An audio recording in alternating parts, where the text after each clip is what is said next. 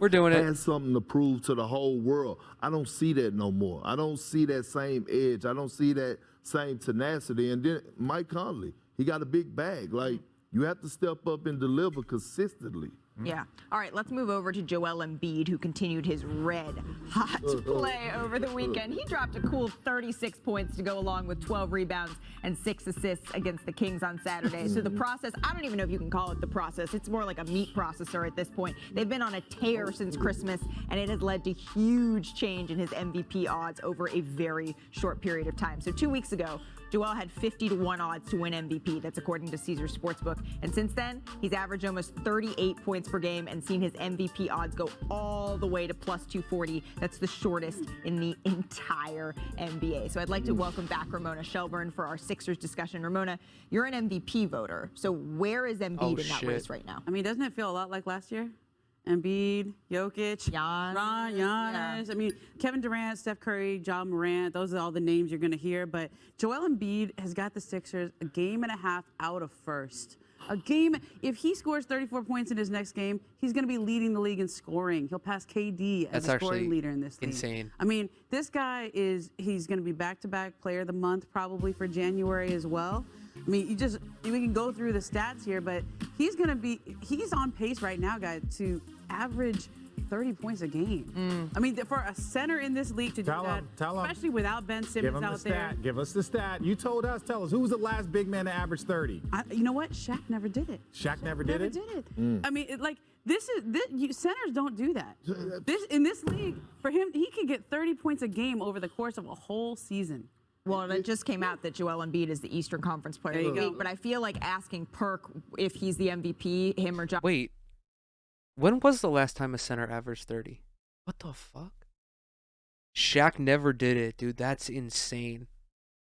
I mean, but if you think about it, like, that kind of makes sense, because the reason that guards usually are the more explosive scorers is because they have range.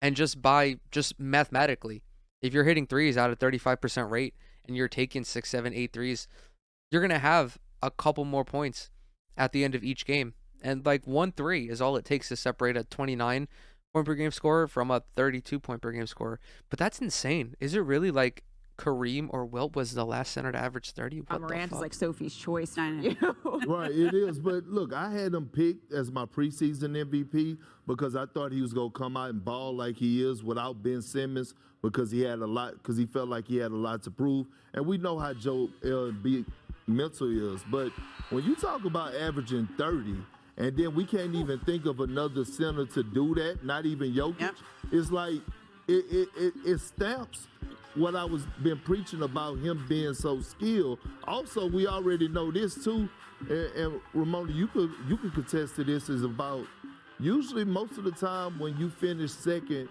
in the MVP runnings, the following year, if you come back and you deliver, it's a high chance that he may win it, right? Yeah. Well, and even when you look at the stats, like, he's up there with Kareem, 17 straight games of 25 That's a great plus. point. That's a great point by Perk. Like, it's exceptionally rare to see back-to-back MVPs in the NBA. I mean, Steph, LeBron, obviously. Was it Giannis? Oh, well, Giannis could have had back-to-back MVPs if it weren't for Jokic, and now we're going to see potentially Jokic get usurped by Joel Embiid. Do people forget about Kareem? Look at, these are my top 3. And the reason why it's laid out this way is because, one, you got the points per game, you got the rebounds, you got the assists. Everyone's got their own dance that you can do. But there's always narrative. No Simmons, no Murray, no Porter. Only 24 games for the big 3 with Giannis. And look at where all 3 of these guys have their team sitting. Embiid is the most impressive, in my opinion, the fact that they are third. Now, obviously, the conference seeding can change from day to day, week to week. But right now, at this moment, the fact that he's got them in third place, he has a chance, if he scores 30, to be the leading scorer in the league. He's got to be the favorite. Everyone right now is looking up, trying to catch Joel Embiid if you're trying to get an MVP.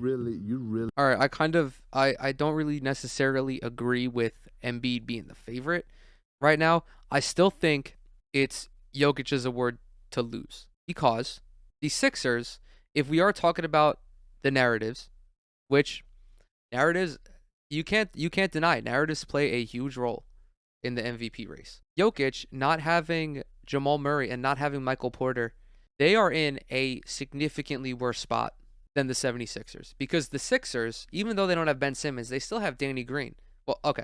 Let me rephrase that. They still have Tobias Harris. They still have Seth Curry. They still have Danny Green. They still have Matisse Thybulle. They still have Tyrese Maxey, who just had like 39 points or some shit against the Memphis Grizzlies.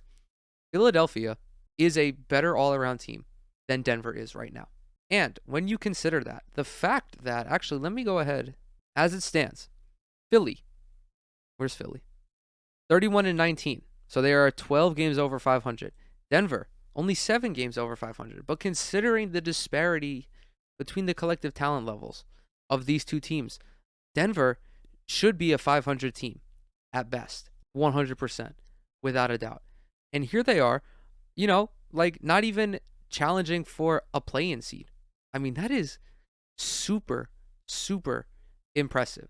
Again, not trying to discredit what Joel Embiid is doing, but these guys right here, I forgot about Shake Milton too. Goddamn.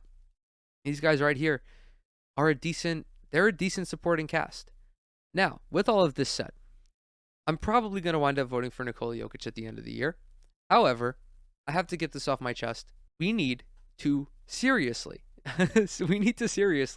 start considering Ja Morant as an MVP finalist. No disrespect to Giannis. I think I just want to see a guard represented at some point. I don't know if that makes me like a heightist or something, but it's just unfair to all of us short people to see 3 7-footers in the MVP race. And I get it, Ja's like 6'2". He's significantly taller than I am. I just want some short king representation in the MVP race. Is that too much to want? And to think that also, what does Ja have? Ja has the numbers to back it up. He's got 26 points, 6 rebounds, and 7 assists. He's better this year than Derrick Rose when Derrick Rose won his MVP, when he took that MVP from LeBron James. He's shooting 49% from the field and like 36% from 3. He's got the wow factor. He's got the entertainment factor.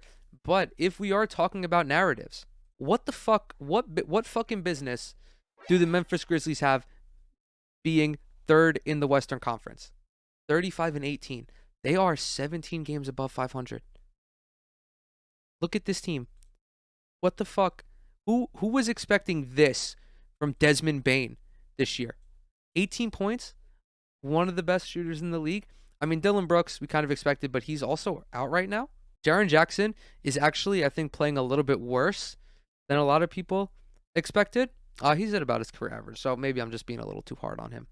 But, dude, the Grizzlies being better than Denver, being better than Utah, better than Dallas, better than the Clippers, better than the Lakers.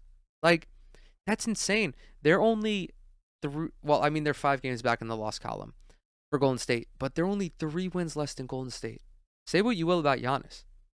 And I know that Kevin Durant's effectively out of the MVP race. LeBron is as well, for injury reasons, and also because the Lakers just simply are not good enough to justify his placement on the list. Steph Curry, you can still, make the case for Steph Curry. He's starting to finally round into form, at least as far as his shooting goes. A lot can change.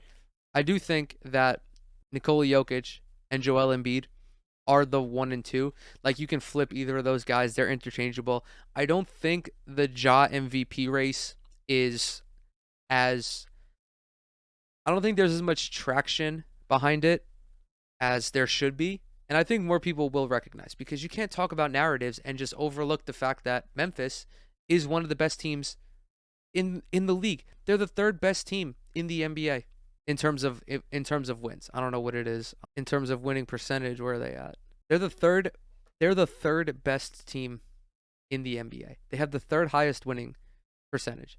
Even as far as the fucking simple rating system goes, which I don't even know if it's like how legitimate it is. They're the 5th best team in the league by that metric. I mean, what the fuck is their net rating? They have the 6th best net rating in the league, and it's only because their offense.